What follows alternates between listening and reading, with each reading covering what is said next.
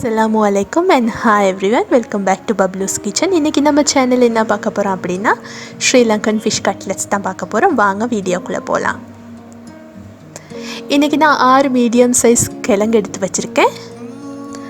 அதை நல்லா கழுவி போட்டு சரிபாதியா வெட்டி அது மூழ்குற அளவுக்கு தண்ணி ஊத்தி நான் நல்லா அவிச்சு வச்சிருக்கேன்.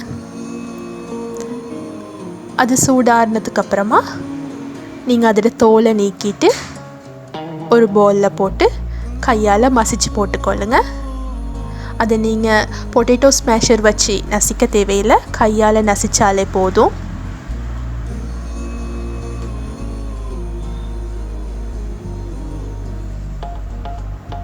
இப்படி ஒவ்வொன்றா நாங்க தோலை நீக்கிட்டு நசிச்சு வச்சுக்கொள்ளலாம்.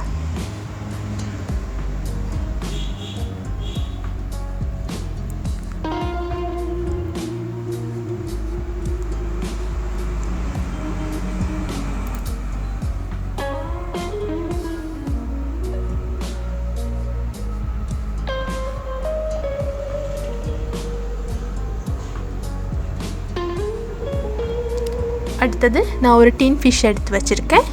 அதில் உள்ள தண்ணியை ட்ரைன் பண்ணிவிட்டு அதில் 2 பீஸ் இருந்துச்சு, அதை நான் ஒரு பவுலில் போட்டு வச்சுருக்கேன். நாங்கள் அதை கையால் நசிச்சு வச்சுக்கொள்வோம். சின்ன சின்ன துண்டுகளாக நசிச்சுக்கொள்ளுங்க.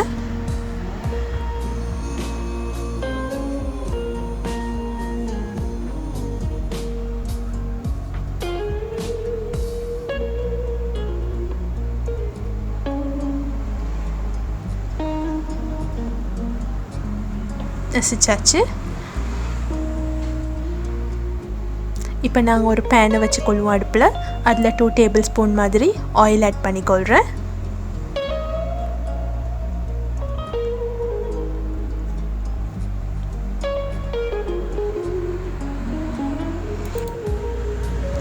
அதில் நான் ஒரு பெரிய வெங்காயம் சாப் பண்ணி வச்சுருக்கேன் சின்ன சின்னதாக, அதை ஆட் பண்ணிக்கொள்கிறேன். அடுத்தது உங்களோட காரத்துக்கு ஏற்ற மாதிரி பச்சை மிளகாய் ஆட் பண்ணிக்கொள்ளுங்க. நான் பெரிய 2 பச்சை மிளகாய் ஆட் பண்ணிக்கிறேன். சின்ன சின்னதாக வெட்டி வச்சுக்கொள்ளுங்க. அதையும் அதில் ஆட் பண்ணிவிட்டு கொஞ்சம் கருவேப்பிலை, அதையும் சின்ன சின்னதாக வெட்டி வச்சுருக்கேன், அதையும் ஆட் பண்ணிக்கொள்கிறேன். மூண்டையும் போட்டு கொஞ்சம் நேரம் வதக்கலாம்.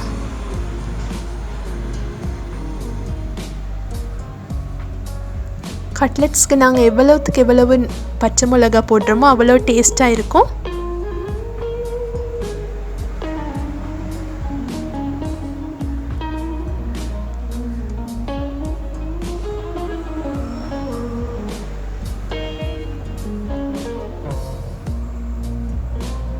இப்போ இதுக்குள்ள தேவையான அளவு உப்பு ஆட் பண்ணிக்கொள்ளுங்க.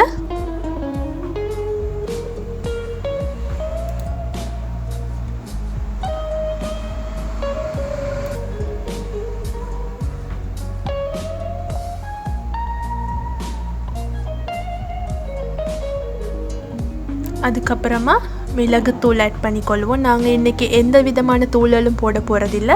மிளகுத்தூளும் பச்சை மிளகாய் மட்டும்தான் காரத்துக்கு போட போகிறோம். உங்களுக்கு ஸ்பைசி பிடிக்காது அப்படின்னு சொன்னால் கொஞ்சம் குறைச்சிக்கொள்ளுங்க மிளகுத்தூளை.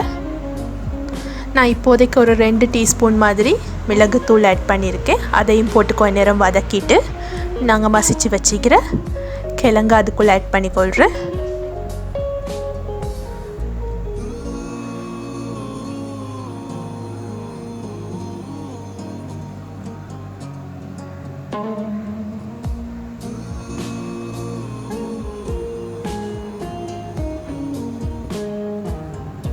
இப்போ அதோட சேர்த்து நல்லா பிரட்டி கொள்ளுங்க.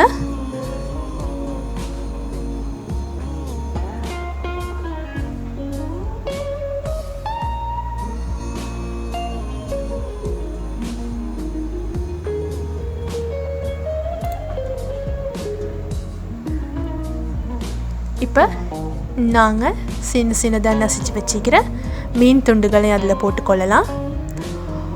நீங்கள் இதை மீனில் தான் செய்யணும் அப்படின்னு சொல்லி இல்லை, உங்கள்கிட்ட பீஃப் சிக்கன் வெஜிடபிள்ஸ் இருந்தால் அதையும் போட்டு செஞ்சு கொள்ளலாம்.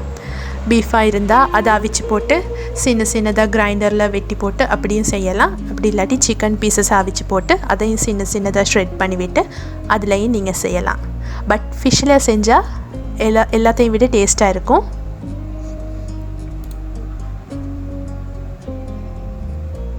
இப்போ எல்லாத்தையும் போட்டு நல்லா மிக்ஸ் பண்ணிக்கொள்ளுங்க.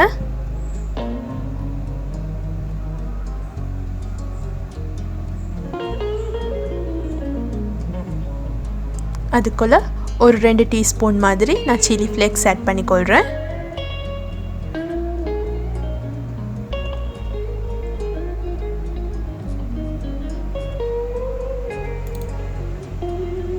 இப்போ நான் இன்னும் கொஞ்சம் மிளகுத்தூள் ஆட் பண்ணிக்கொள்கிறேன்.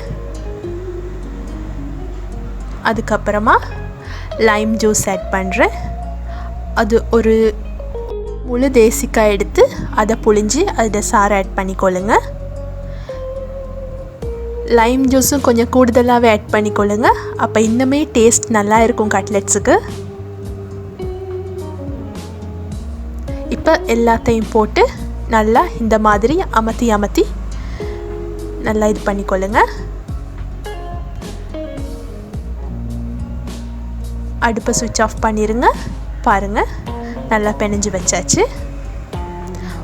உங்களுக்கு ஸ்பூன் யூஸ் பண்ணி பெரட்டுறது கஷ்டமாக இருந்துச்சு அப்படின்னா நீங்கள் உங்களோட கையாலே பெரட்டி கொள்ளலாம். பாருங்கள், இப்போ சூடார வச்சாச்சு. சூடாறினா தான் எங்களுக்கு பால்ஸ் பிடிச்சி கொள்ளலும். பாருங்கள், எல்லாம் நல்லா மிக்ஸ் ஆகி வந்துட்டு இப்போ நான் ஒரு 2 டேபிள் ஸ்பூன் அளவு மாதிரி கையில் ஒரு அளவான பால் எடுத்து வச்சுருக்கேன். அது நல்லா ரவுண்டாக்கி பால் பிடிச்சி கொள்ளுங்க. இப்படி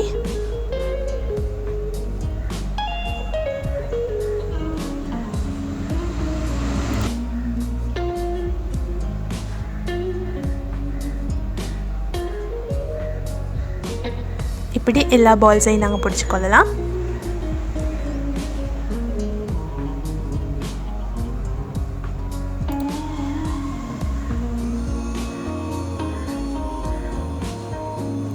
இப்போ நாங்கள் கோட்டிங் பண்ணிக்கொள்ளலாம். அதுக்கு நான் ஒரு முட்டை உடச்சி வச்சுருக்கேன்.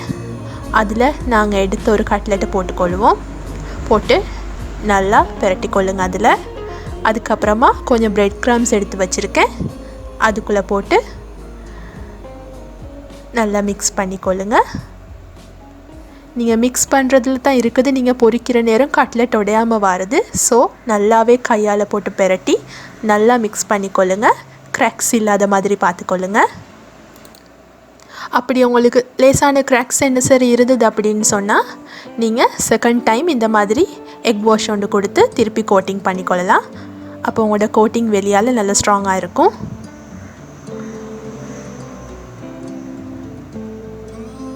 பட் உங்களுக்கு க்ராக்கிங் வராமல் பர்ஃபெக்டாக வேணும்னு சொன்னால் இதே மாதிரி ட்ரை பண்ணி பாருங்கள். பர்ஃபெக்டான கட்லெட்ஸ் உங்களுக்கு வரும். பாருங்கள், நல்லா கோட் பண்ணியாச்சு. பாருங்கள், பர்ஃபெக்டாக பால் பிடிச்சி வச்சாச்சு எல்லாத்தையும். இப்போ நாங்கள் ஃப்ரை பண்ணிக்கொள்ளலாம்.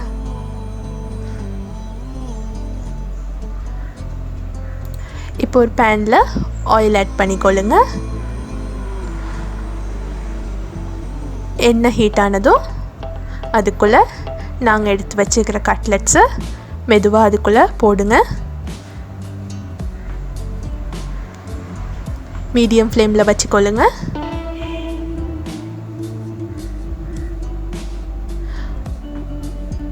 ஒரு 1 to 2 minutes வரைக்கும் இதை போட்டு நல்லா பொரிச்சு கொள்ளலாம். டீப் ஃப்ரைண்டா அப்படி நல்லாவே ஃப்ரை பண்ண தேவையில்லை. பிகாஸ் ஆல்ரெடி நாங்கள் உள்ளுக்குள்ளே ஸ்டஃபிங் எல்லாம் நாங்கள் குக் பண்ணி தான் வச்சுருக்கோம். ஸோ ஒரு 1 to 2 minutes பொரிஞ்சால் போதும். வெளியால் கோல்டன் ப்ரௌனாக வந்தால் போதும். அதை கொஞ்சம் நல்லா பெரட்டி விட்டுக்கொள்ளுங்க. பாருங்கள், ஒரு க்ராக்கிங்கும் இல்லாமல் அழகாக வந்திருக்கு நம்மளோட கட்லெட்.